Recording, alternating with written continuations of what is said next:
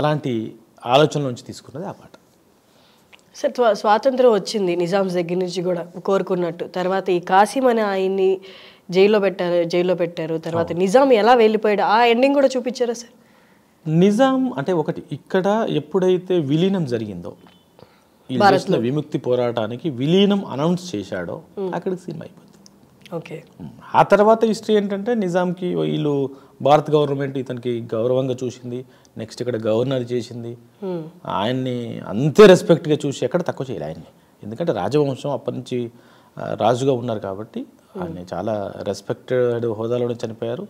నిజాం చనిపోయిన తర్వాత ఈ రోజు వరకు కూడా నాకు తెలిసి భారతదేశంలో నిజాం చనిపోతే వచ్చిన మంది జనాలు ఎక్కడ రాలే, ఏ ప్రముఖుడు చనిపోయినా రాలే, అంతమంది జనాలు ఆ గౌరవం ఇచ్చారు వాళ్ళకు. మన భారత గవర్నమెంట్ ఇచ్చింది.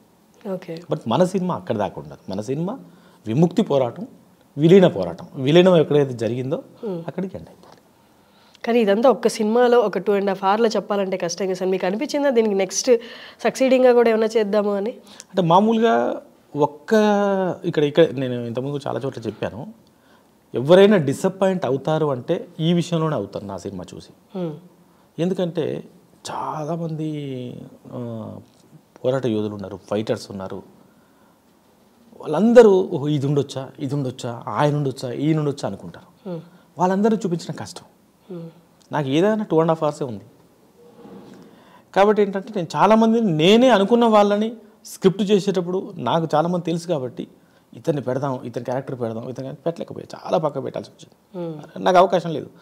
నిజానికి ఆ క్యారెక్టర్లో చాలా దమ్మున్నా కూడా మనకు నిజంగా సినిమాటిక్గా చాలా కమర్షియల్ ఎలిమెంట్స్ ఉన్నా కూడా నా రన్లో నాకు అవకాశం దొరకలే కొన్ని. సో కాబట్టి అతని వారసులు ఉన్నా అతని అభిమానులు ఉన్నా డిసప్పాయింట్ అయ్యే అవకాశం ఉంది.